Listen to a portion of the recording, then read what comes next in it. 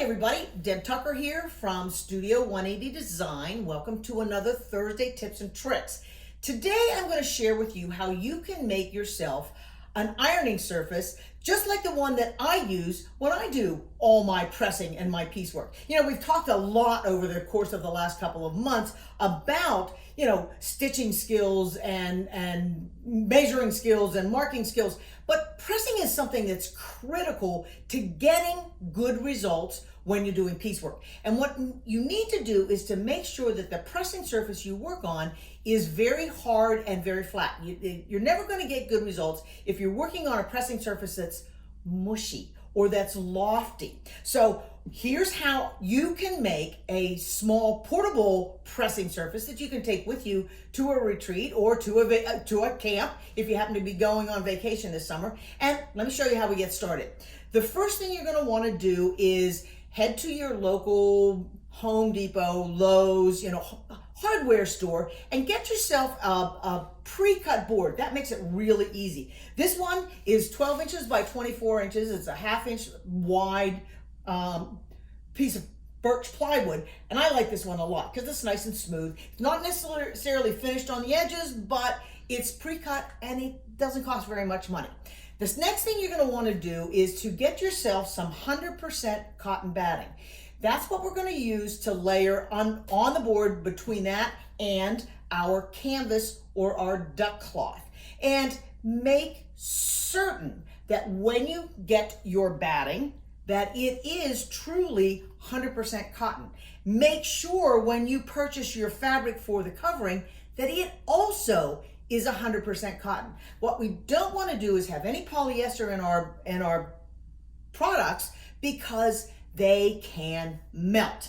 Now, along with a board, batting, and either a duck cloth or a canvas, 100% cotton, there are a couple other tools you're going to want to have with you. I like to use this spray glue, and that helps me with the first step, and I'll explain that in just a minute. You're going to need a staple gun. I actually own my own. I feel like Rosie the Riveter here. You can call me Deb the Stapler here. And you want to get staples that aren't too deep. These are less than a 1/2 inch. These are, I believe, 3/16 or 3/16 of an inch. So don't get them any deeper than your board. And then just in case you have some hiccups along the way, I always keep a screwdriver and a pair of pliers, so if I need to remove staples, it's quick and easy and they're right here when I'm working. And I also have a hammer just in case my staples don't go in all the way. I give them a little tap with a hammer and put them where they need to be. All right, here's how I work. I'm going to put 2 layers of the batting onto my board. And the first layer, I use the spray glue, attach the batting, and then cut that batting exactly to the size of the board. The second layer, now don't put on any more than 2 because you really do want it flat and you want it hard. The second layer of my 100% cotton batting is actually going to be about, let's say maybe 1.5 inches or so longer and wider than my board. And then the cotton duck that I have here it's about the same length, about 1.5 inches or so wide, longer this way. And this piece just happened to be a little wider from the stash that I pulled this from, so I left that on there. So I've got everything layered up and I'm kind of centering it. Usually I'm working on a floor or a very hard surface because you're going to be using a power tool here. I like power tools. And the first thing you want to do is take the end, this is what I would do, fold it up, give it a pretty good tug, take the staple gun, move your fingers out of the way, and give it a squeeze. You can hear this is truly a pretty powerful tool, and you can't do those first couple staples wrong. After you have those in, come to the opposite side and give that fabric a tug. I kind of pull it so that it's nice and taut, bring it around. This one I'm going to start in the center and do the same thing. And just continue to tug, staple, tug, and staple. And now you see why you don't want staples that are deeper than 1/2 inch because they could come poking through and actually damage your iron. Now, after you have those ends, it's time to do the long sides. And to fold those up, I don't do anything real fancy. I just kind of tuck that in and I angle that seam. Rather than trying to come out straight and keep it straight, what I want to do is just angle it a little bit. So I'm tucking it down here and I'm angling it in a little bit on this side, and then going to move that in, and I'm just going to hold that temporarily with the end of that hammer. And I'm going to do that same idea here. It's not going to be quite as easy to see because that end is folded up, but tuck it in, roll it under, and again, you can't hardly do this wrong.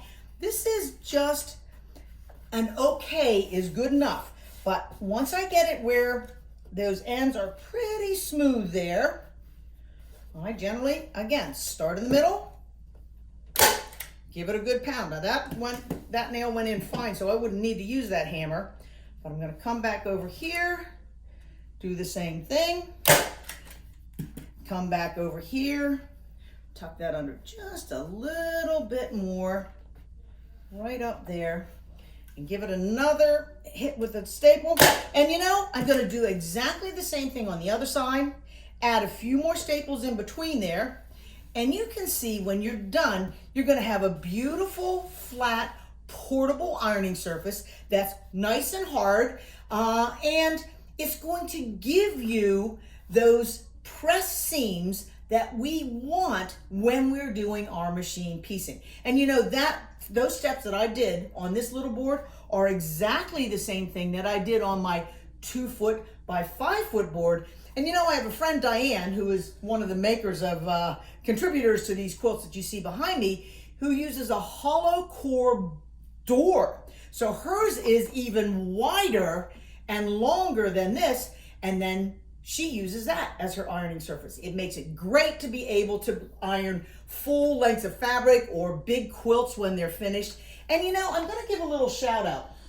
These 2 quilts, beautiful quilts that you see behind me, one was made by my friend Diane, and the other was made by a friend, and of course Diane's a CI, and so is Donna Hanley.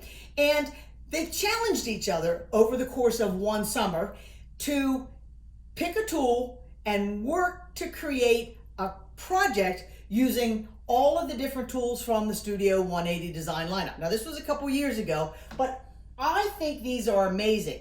And I'm going to encourage all of you to take a look at our website, look for our certified instructors, and get in touch with them. You know, they are super talented and very knowledgeable. And if you're looking for some hands-on training in all things Studio 180 design, they're your best resource. So with that, we're going to conclude this episode, and I'm also going to let you know that I need to take a couple of weeks off, and probably it's going to end up being most of the summer because of personal and business commitments.